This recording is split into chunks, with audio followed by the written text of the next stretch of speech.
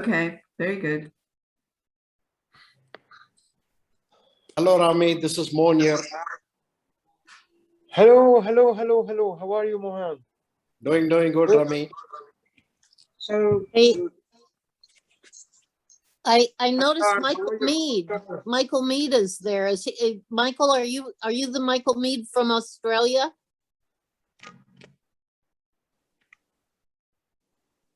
Yes, I am. It's 2 a.m. in the morning here. Yeah, it's been a long time since My I've word, seen Jane. you. It's wonderful to see you again. My goodness. Hi, Yeah, Michael. you're looking well. Nice I to think see you. the last time we saw Michael was in a different far-off land. Yeah, I Right. think Myanmar. wasn't it in Myanmar, Burma? Myanmar, Right. that's right. Yeah, Wouldn't want to wow. go there now.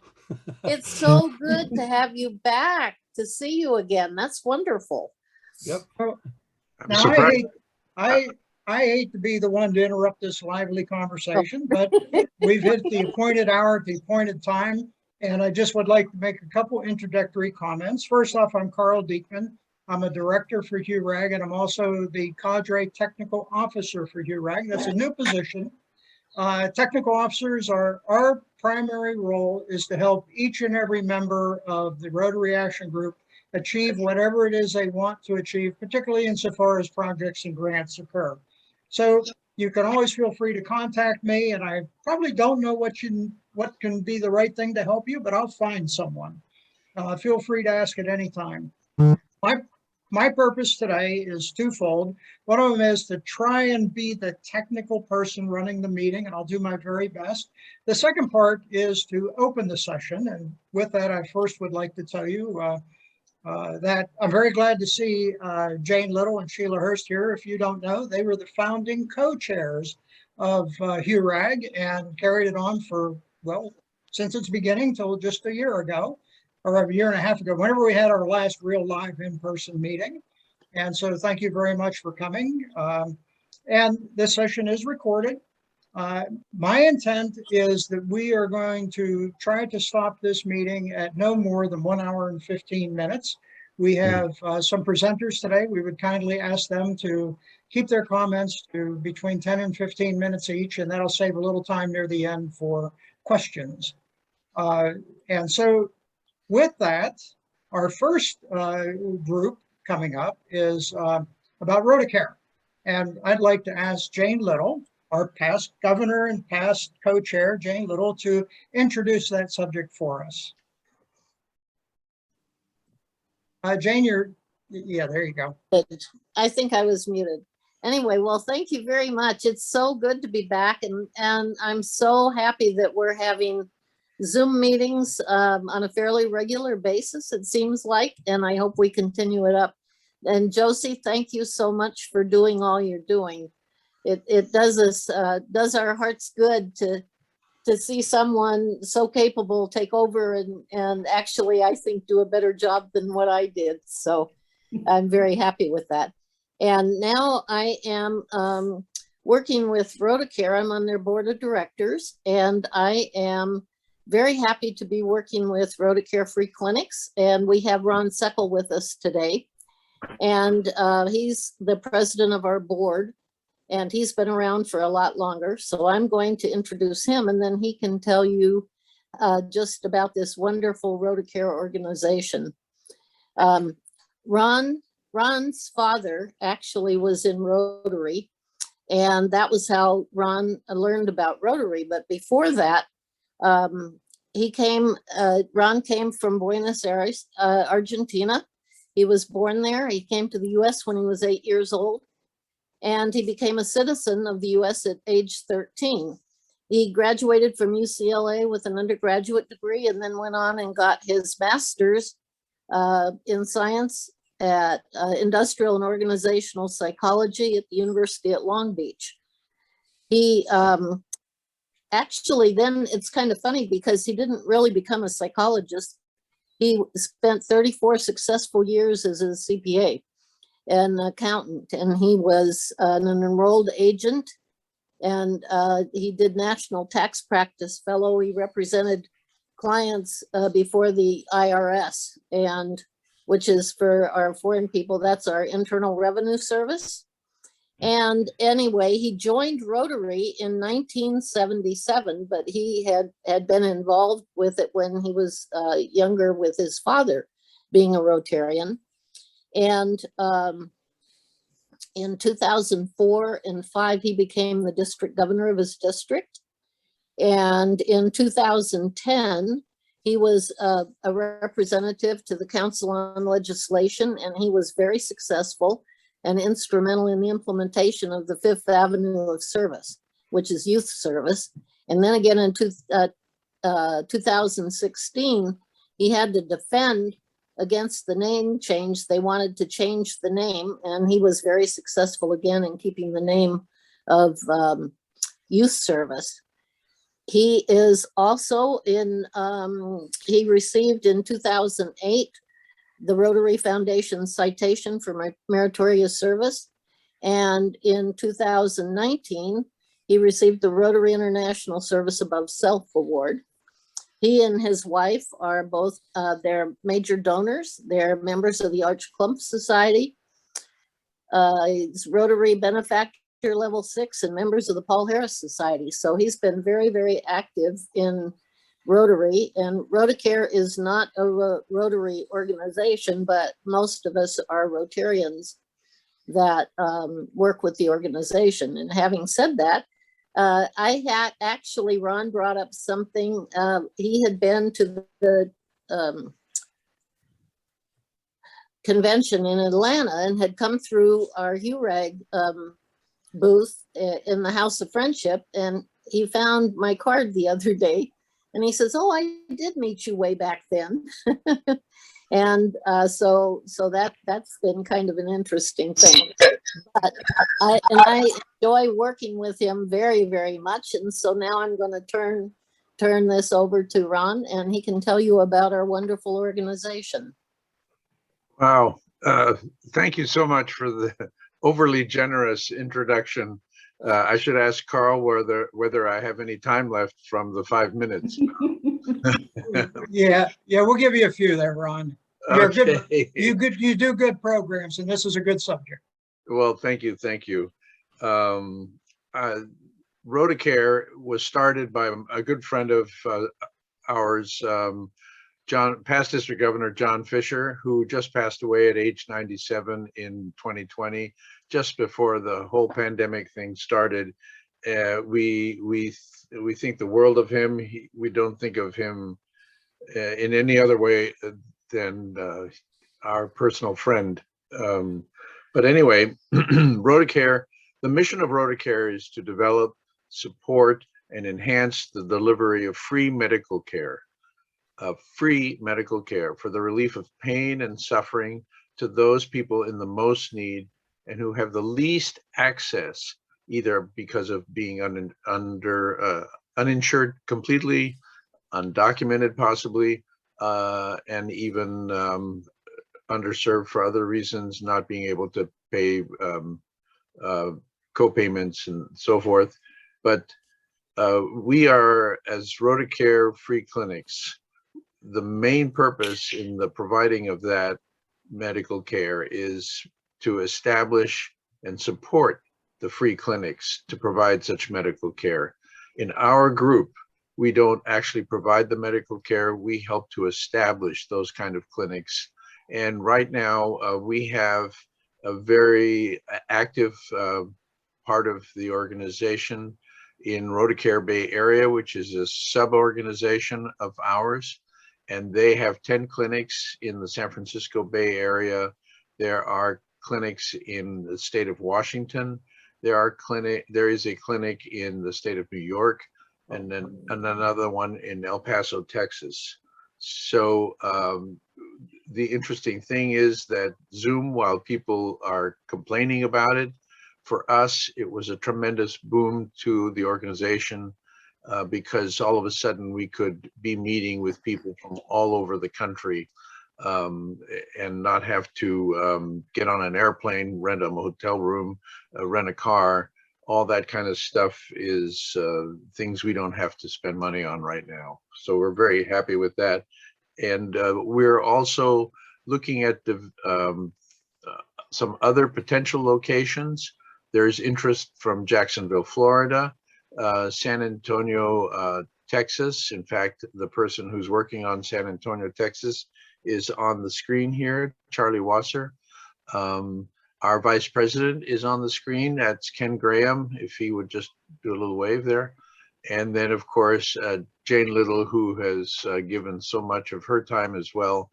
And she is the chair of the Fund Development Committee. So we have some committed Rotarians.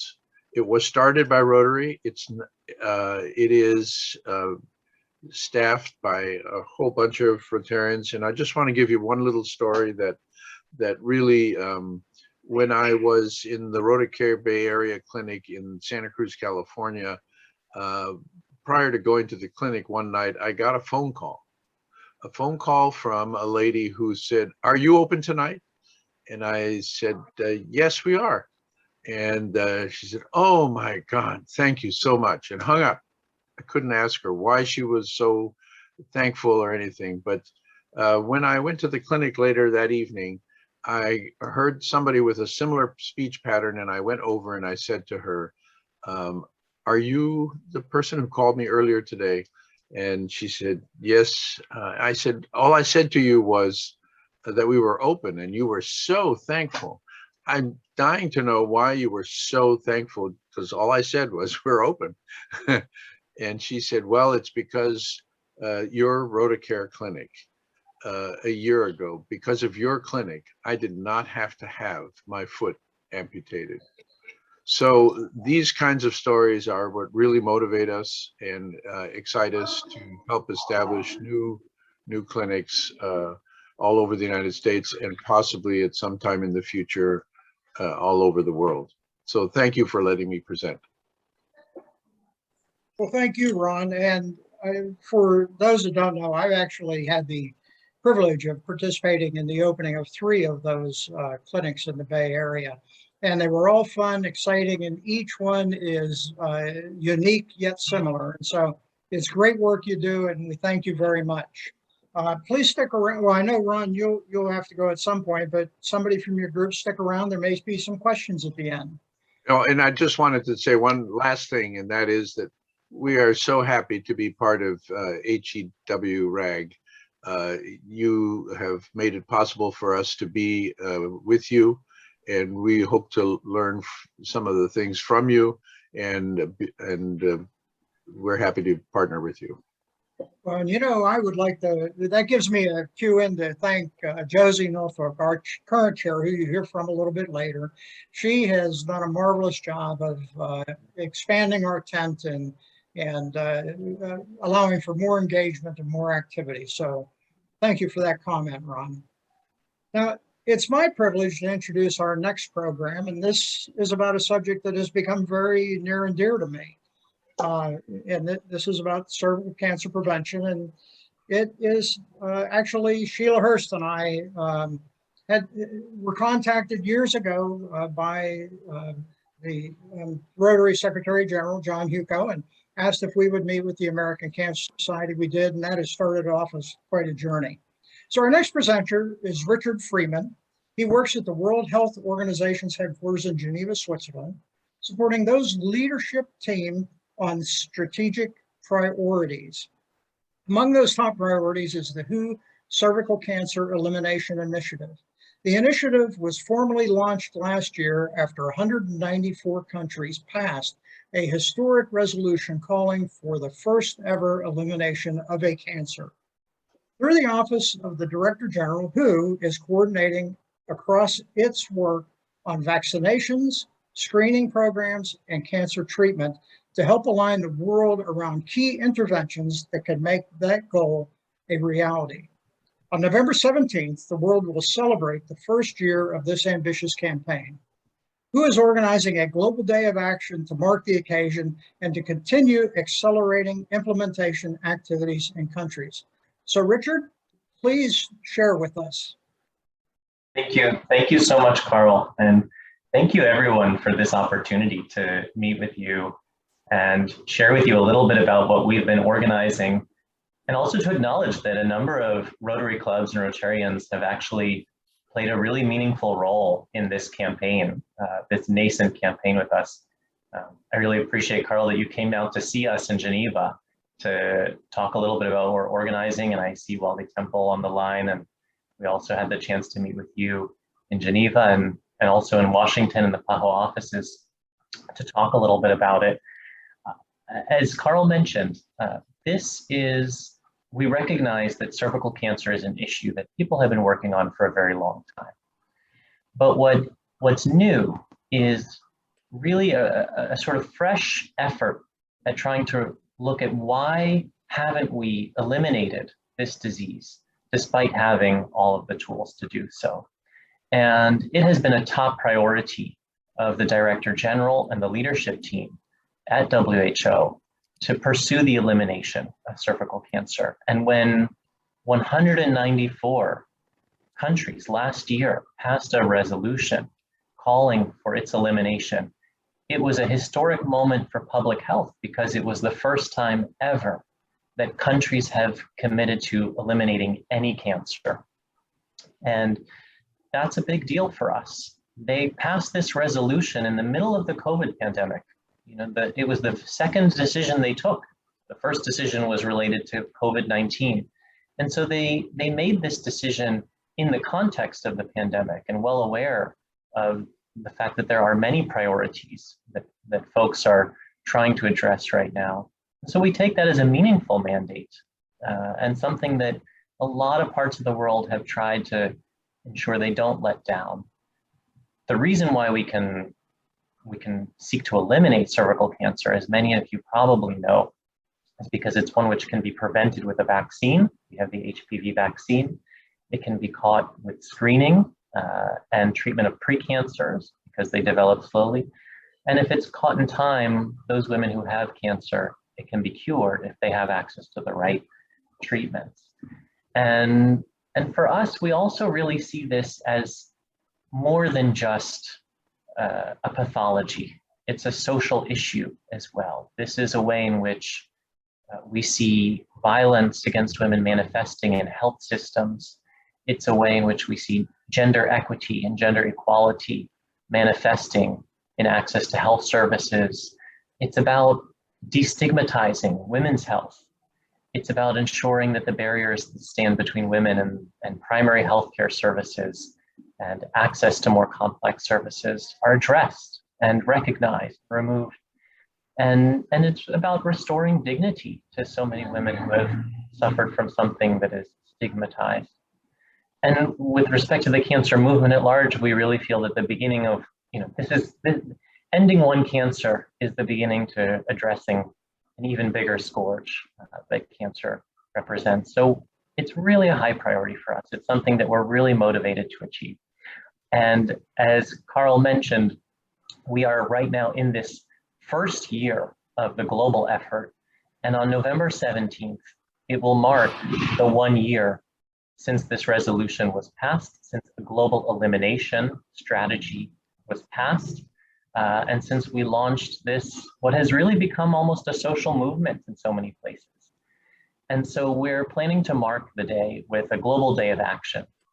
And there were Rotary clubs that had participated on the day of the launch last year on November 17th.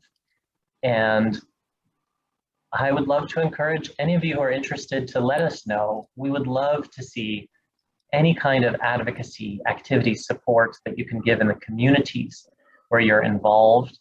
We see this as an open tent. It's not something that's managed and controlled and prescribed from Geneva. And we've made every effort to demonstrate what it is that's happening around the world. Last year, for example, we saw screening campaigns take place on that day. We saw advocacy events, cancer walks, cancer marches.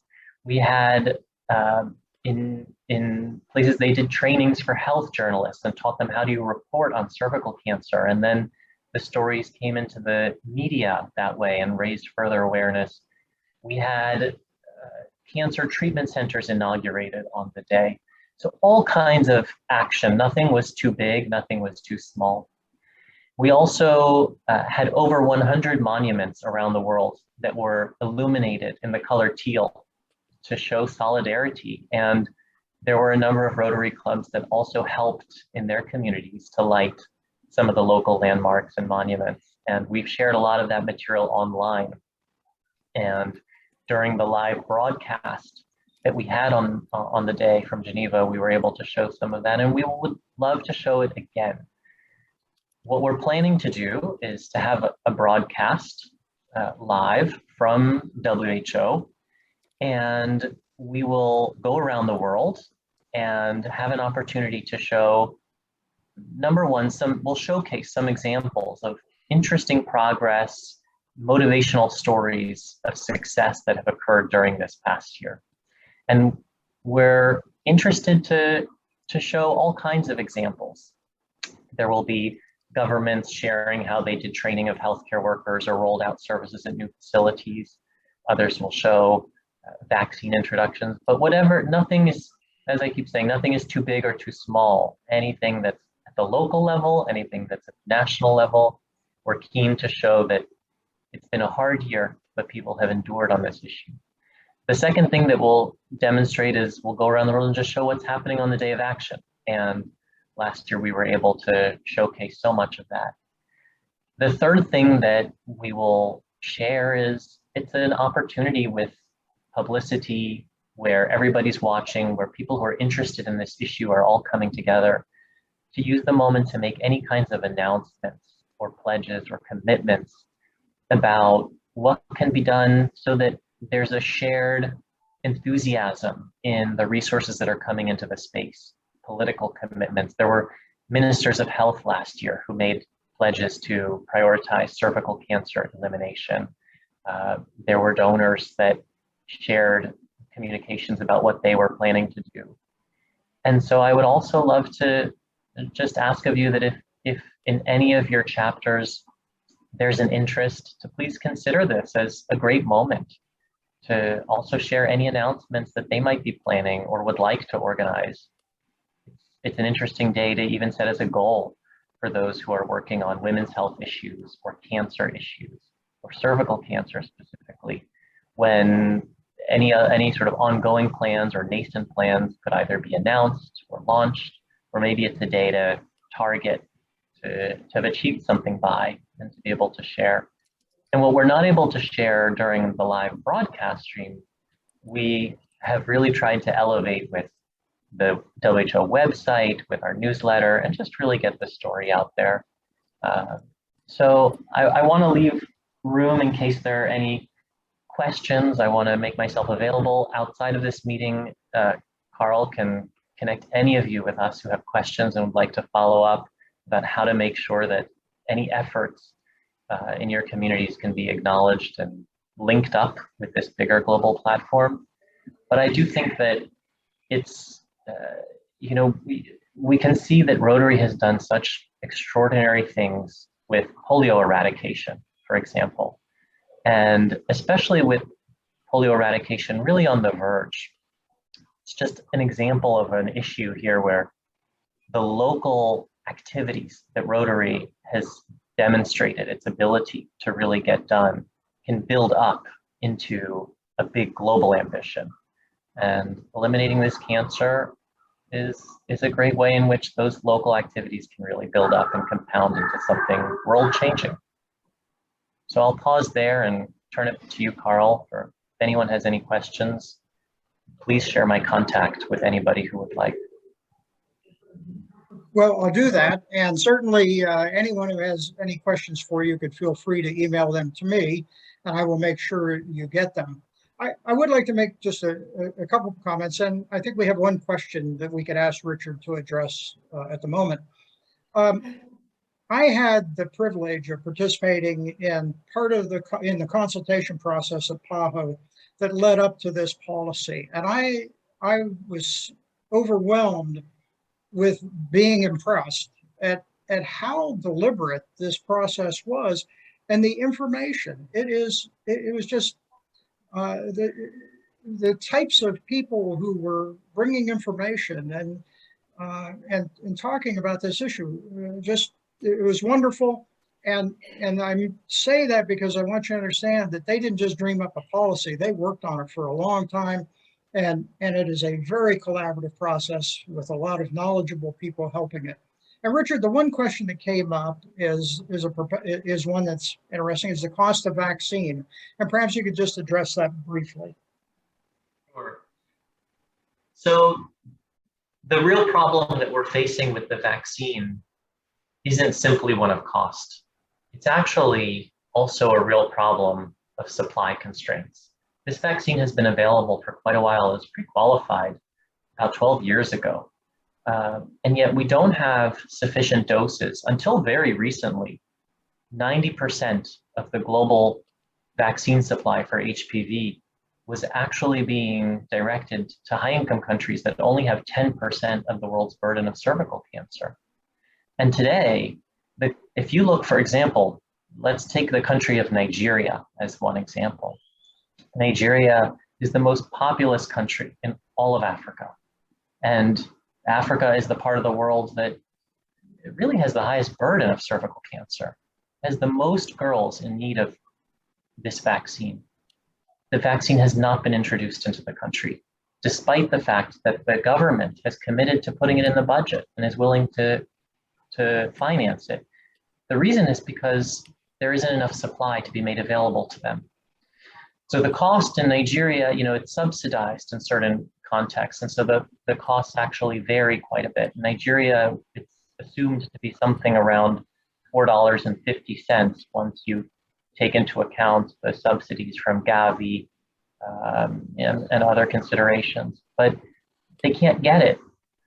And so we have when we talk about vaccine equity in the context of the COVID pandemic, it is exposing a fracture that we have in the global system that runs much deeper than just this pandemic and has been persisting for quite a while. And so we have a real health justice challenge before us when it comes to this vaccine. Progress is being made, but we have a way to go. So there's a cost issue, but there's also other considerations about how do you make sure that something that has been around much longer than the COVID vaccine still to this day hasn't been sufficiently scaled up. There are more manufacturers coming online. There's an HPV vaccine coming from, we have Merck and we have GSK. We also have one coming from Innovax in China, which is currently in the process of being WHO pre-qualified. And there's been local manufacturing efforts in India from the Serum Institute. And we're looking to a future where we hope that the supplies will open up. But in the present moment, we're dealing with a constraint. And we know that every day that passes without people being vaccinated is a lost opportunity. Girls age out of the cohort. And I will say one final point on this, I apologize if I'm long-winded on it, but it's really a major issue for us. Even in countries that have introduced the vaccine, they oftentimes don't have enough.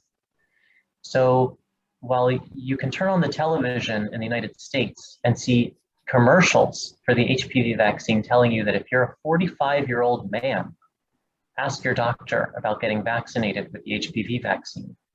In Zambia, where the vaccine has been introduced, you have to pick one age cohort of girls. Should you vaccinate the 10-year-olds or the 14-year-olds?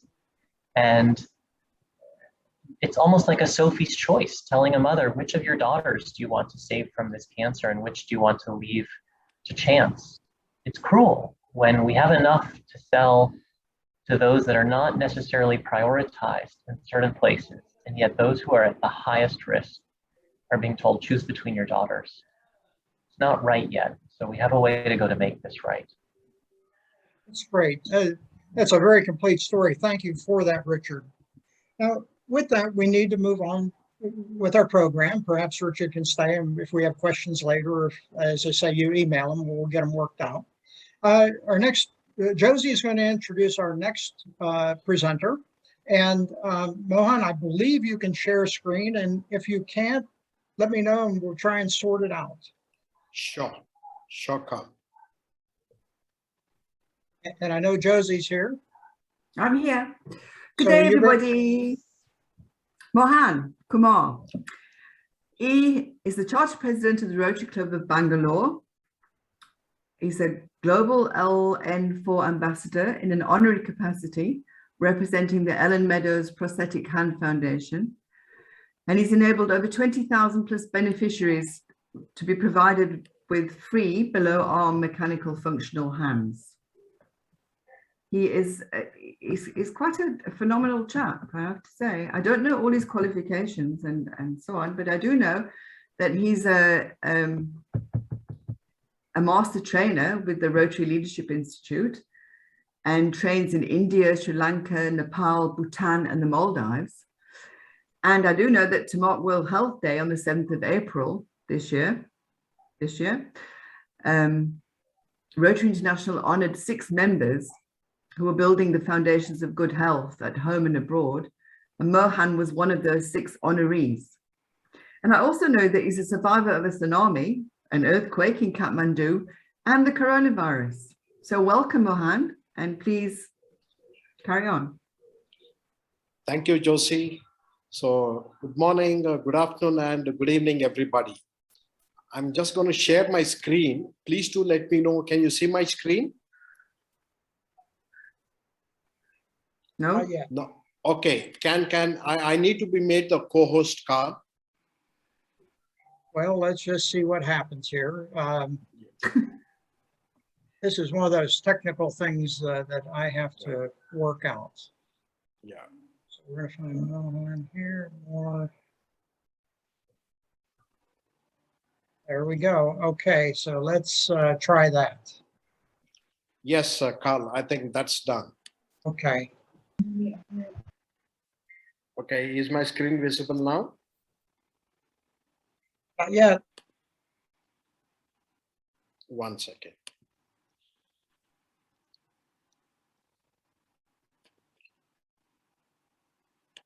Okay, now? Not yet. Good. I So, think you have to get out and then come back in order to be able to do it, but I'm not sure. oh, you can see my screen now? No, Mm-mm. Oh, okay. Now? I think I've done all the technical things I can do. No, I'll do that. That's not an issue. Just hold on. I'm sharing my screen.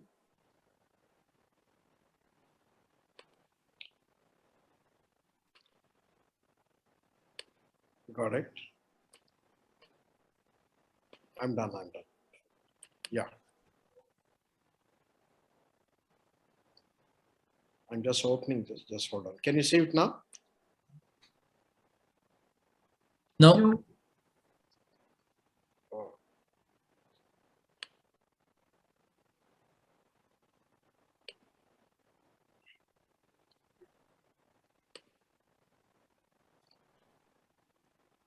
Okay. I think There we now go. you'll be able to. Here we go. Yes, There good. you got it. Good. So sorry for that, and we get going.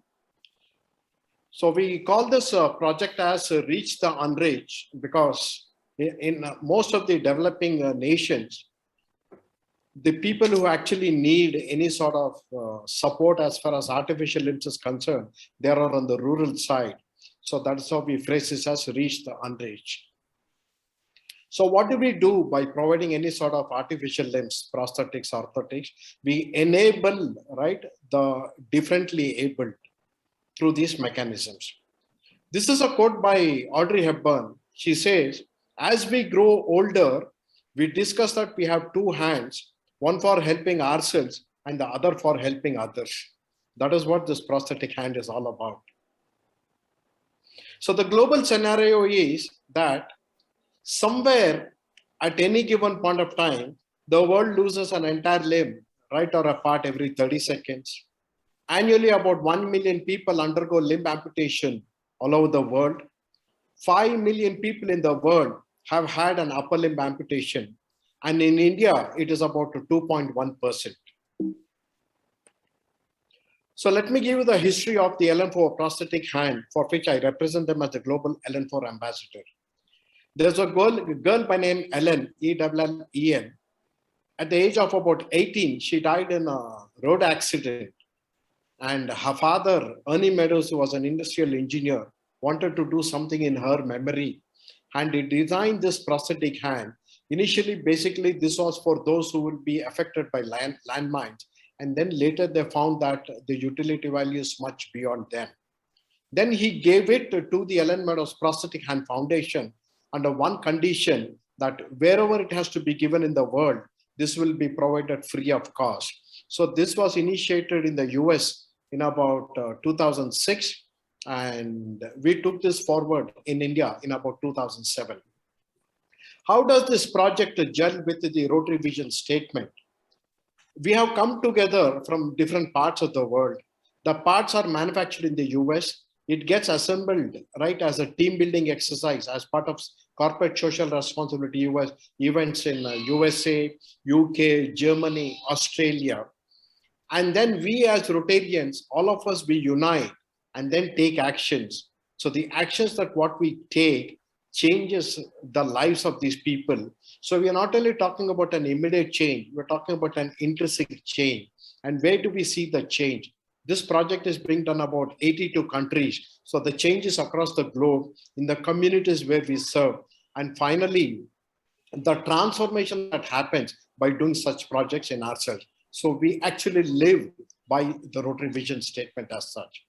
The history of this project in India was the Ellen Meadows Prosthetic Hand Foundation came to Bangalore, and they found us to be the best club doing this project, suited to do this project, because we come with a history where we have done about 45,000 lower limbs, below knee, above knee, crutches, calipers, wheelchairs, tricycles. We did about 875 polio corrective surgeries and about 70 hip replacement surgeries. They found us to be the most ideal club, and they said, no, you can get going with this club.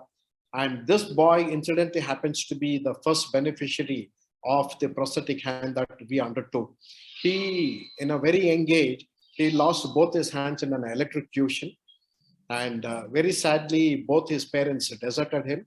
An NGO brought to him, and we were in tears when we saw him. And then we fitted the prosthetic hand, and we never looked back after that, etc. That's been the history. Typically, most of the projects are conducted as a one-day event.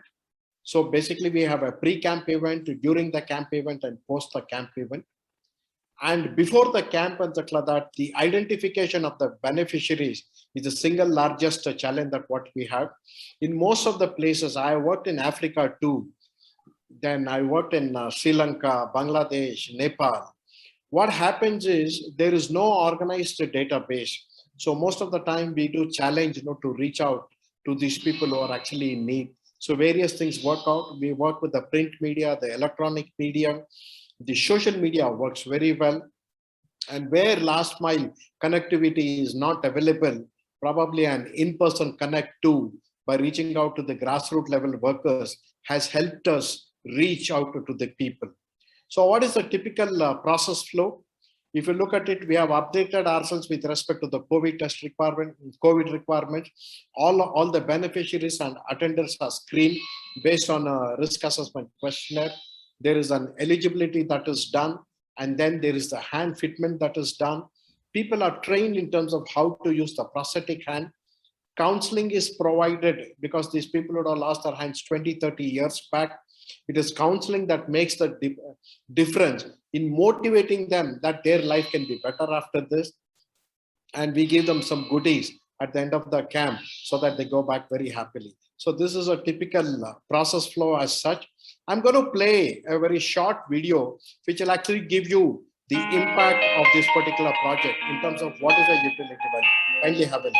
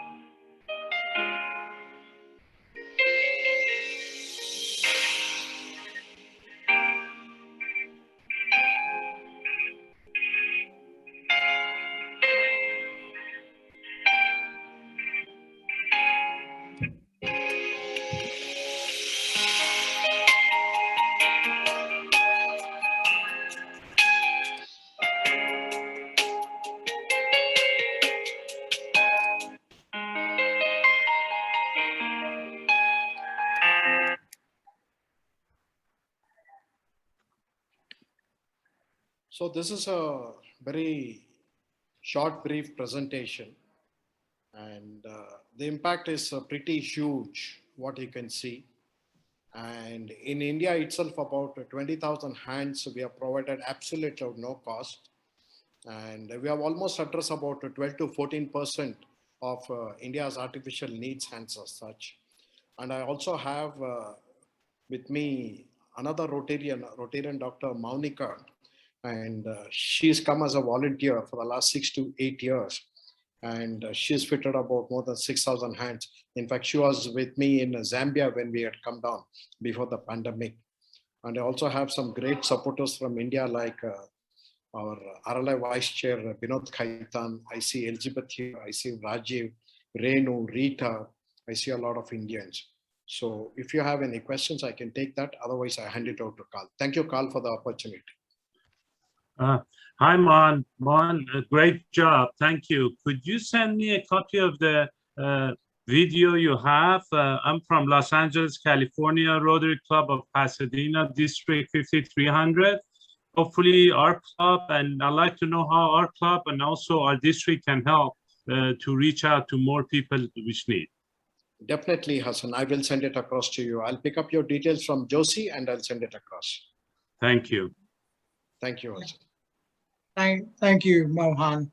LM4 is a wonderful project. I know that our district had the privilege of helping buy some of the molds for that project when it was first starting up. It was a passion of one of our past district governors, Candy Pierce. And so we thank her for that. And it's good to know that work continues on. We have a question for you, but we'll bring that up at the end if you don't mind, Mohan. Sure. And now, Josie, I believe we have another presenter. Would you care to introduce Claudio? Yes, I'm just trying to, hang on a second.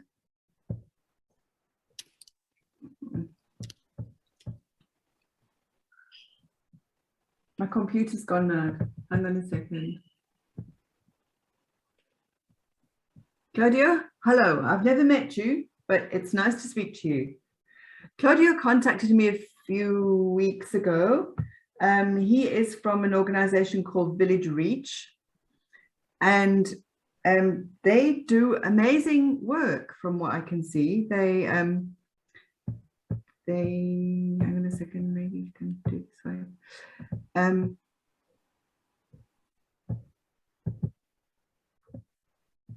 Here we go.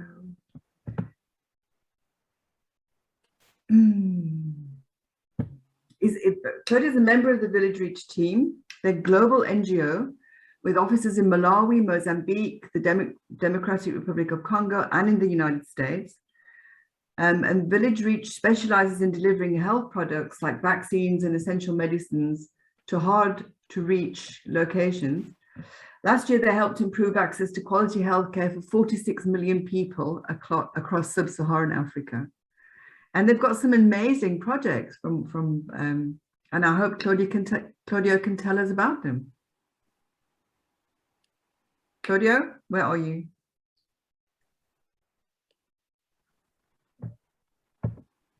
Is he here? Because I don't want to mention a problem, but I don't see Claudio on the call. Claudio, if you're here, you're under a different name. Okay. Well, that's very strange. Okay. We'll have to watch and see if Claudio gets logged in. And I'm quite confident he was here earlier. Josie, if you don't mind, until we sort that out, I do have a question that was asked. Can we go to that? Yes, absolutely. Carry on. This one is from Roll to Mohan. And the question was, what percentage of adults with prosthetics are able to work or gain employment? Do you have a thought about that? Yeah, I don't have a factual data, but because we don't have the bandwidth to do follow, but I presume that at least 60% of them whom we provide the hands are benefited, because we take a lot of efforts to ensure these people are trained and these people are qualified and registered. And then we also do counseling that makes a difference. So just the product of the prosthetic in itself is not going to make a difference. So by and large, at least 60% of them go back, because we have seen many number of cases where student bicycle, go to the school and the college, complete their education. And there are some emotional aspects where this covers, like a mother is able to hold her baby, which otherwise shouldn't have been able to do that. A barber able to hold a comb in one hand, scissor in the other hand, and get back to his vocation. A painter able to climb a ladder and then take up painting, or any other vocation as such and like that. So by and large, the results have been very good. So the training and the counseling makes a lot of difference. Okay, well, thank you. I remember many years ago, I actually nursed a chap who fell under a train, and both his hands were amputated at the same day. And the effect of that is quite dramatic, especially on a young chap. I mean, he was sort of a 20-year-old, and I mean, he couldn't do anything for himself. You know, he couldn't feed himself, he couldn't comb his hair, he couldn't shave. And all the toiletry things as well, he just wasn't able to do. It was terribly sad. And in those days, you know, there wasn't this sort of thing. So I don't know what actually happened to him in the end, but I remember it was a terrible thing, really terrible. We have seen You're doing a good job, Mohan. I'm impressed. Oh, thank you, really thank good. you, Josie. Just to answer a thing what you said. We have seen many freak accidents where children are flying kites and either they get electrocuted or probably some other incident, they lose both the hands. So in that case, what happens is wherever they are bilateral amputees, one person is actually dedicated to take care of them. So we have seen that at least when the boy is able to hold the spoon and have his own food, right, he feels grateful that at least he's been able to let go another family member of the that. In another particular incident, which was very rare, after we fitted the prosthetic hand, the first thing that the person did, he was a bilateral amputee, he just started scratching his forehead. because probably he doing it for himself and somebody doing it, there's an ocean of difference at the club. So there is an emotional and there's a psychological aspect attached to this. Yeah. I must add, it's wonderful to be part of a group that does these wonderful things. That's Thank great, Ron. you, Ronald. Well, let's, we do have, one other thing came up. We do have apparently a little spare time right now. And one of the things I didn't do earlier was give Richard Freeman a share screen time. He has a couple important slides he'd like to show us. Richard, I've made you co-host. Would you be able to share those now?